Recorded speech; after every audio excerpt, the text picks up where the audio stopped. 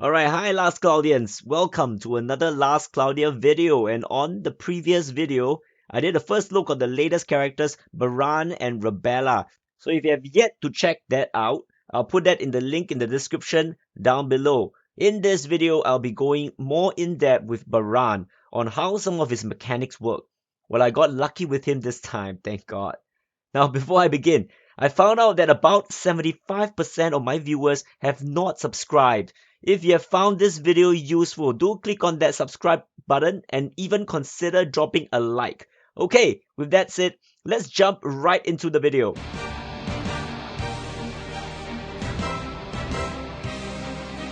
Starting off with his physical attacks as usual. All of his attacks scales only with STR and are all neutral element. Auto attack is a one swing animation with 3 hits, has a short delay before his swing, which can pose to be a problem versus enemies with faster swing times. Now moving on to his skills, I'm really surprised about what I found out, and I think Baran went over my expectations. That has to do with his activation range of his skills, an area that they hit. I will be going through them individually, but I do notice that all his skills has to be on the same line with his target. However, they can be activated with a distance of about a screen away. That is just a crazy good in my opinion, of course. Now right, so S1, 10 SCT, 7 hits. Doesn't really hit behind him, but unleashes 3 swings with his whip-like thingy. Now it hits a large AoE in front of him, as you can see. Now even enemies not within the same line gets hit and knocked back. Mind you, this costs 10 SCT, exactly the amount that his spell Ruination gives. Perfect for randomly flinching enemies and really hard to dodge. He's also at a really safe distance. Now moving on to the S2, 18 SCT with 6 hits. As mentioned in my previous video, this is like a hook-like skill where he whips his target and hooks it back, meanwhile damaging things along the way. Now it feels like a Nero S2, but I couldn't be more wrong. Not only does it have a further range than Nero, it can also drag back everything along that same line. This puts all enemies into his range for more ass whipping action. Now in terms of width of the hitbox, I can't tell if it's the same AoE as S1, but oh boy, this skill is gonna be nuts. Now S3, 30 SCT, 12 hits. It does a little sucking action and then unleashes a big AoE in front of him. Another good skill to group up enemies for Baran to blow them up. Now the percentage to inflict Curse of Silence is about 6% each, basing on the enemies with neutral resistances. Now just running through the skills, I can already see him really powerful, especially when you add in his trait 2. I'll be moving on to his traits next. Trait 1, no attribute damage increases as HP decreases, with max 50% increase and 10% HP, at 10% HP, sorry. So math wise, every 10% is about 5.55% more damage.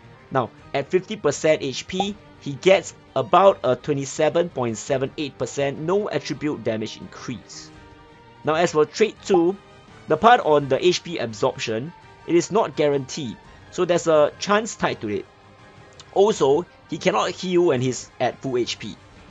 Now auto attacks has about a 4%, and skills have about a 5% proc rate, as you can see from the test here. Now the amount of HP healing goes from 6 to 12% of the damage dealt. Now this is very important, and that means that when Baran is at 50% HP, he absorbs 9% of damage dealt. Now seems a little confusing for me at first, but I'm sure you'll get it. Now one thing about this trait is that he heals based off the damage that he does, which means that if he's at 50% HP, which is a 9% absorption, and he hits a 17k hit, he heals about 1530 HP. Now that is like a pretty decent amount. However, versus enemies like an arena, if he were to hit a 1k damage, that's only a 90 HP heal. which most likely is lesser than a proc force heal. Do take note of that. Now next we have the spell Ruination. Now this lasts 40 seconds and allows him to trade 5% HP for 25% more skill damage. Weapon Break has a chance to inflict a 40-second 20% physical damage debuff on the enemy, and the rate is approximately 1.9%. Do take note of his skill Household of Ruin. Now this adds God to him. Now unless you are specifically needing him to be a god or for the dark damage reduction, remove it, especially in Arena. Blade Breach has about a 15% chance to deal an extra 118% to 120% attack on enemies with a status ailment. Vampiric Drain gives a 40-second 35% STR buff after he kills an enemy. However, this is the same buff as a Brave.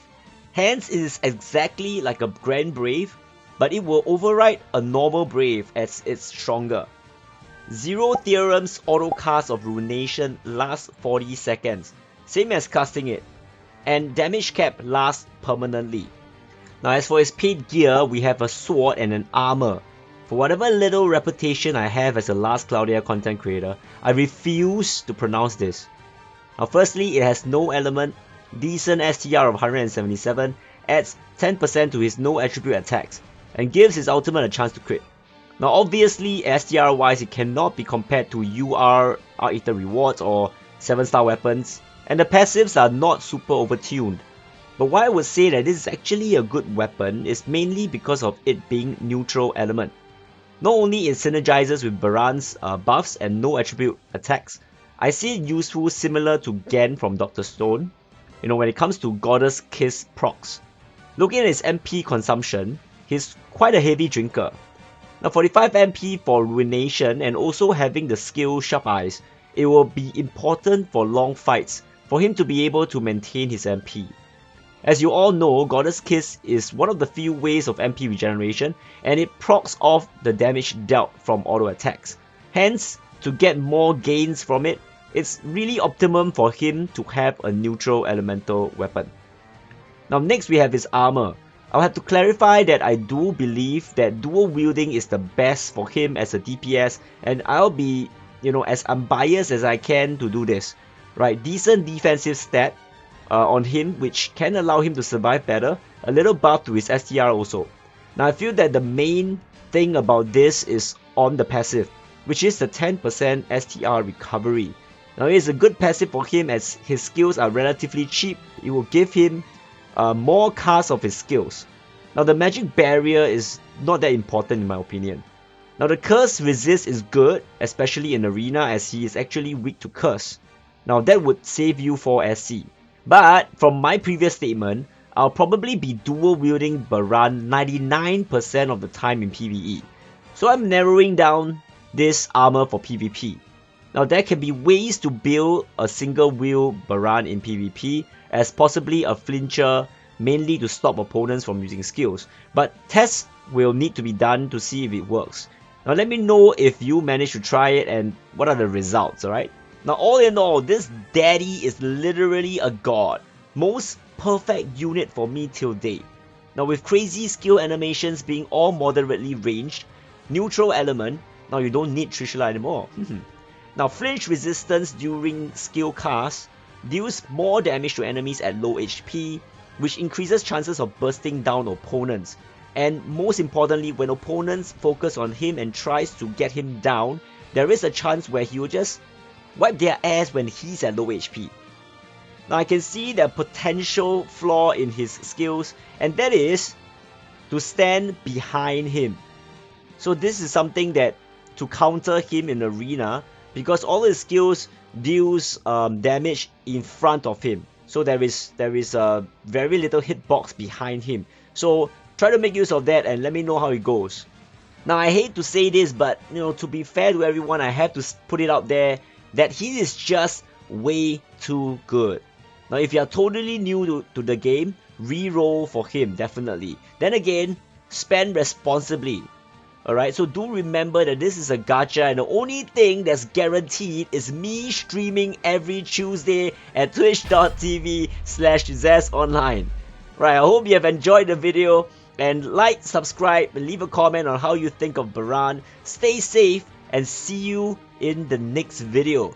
This is Xez here, and I'm signing out.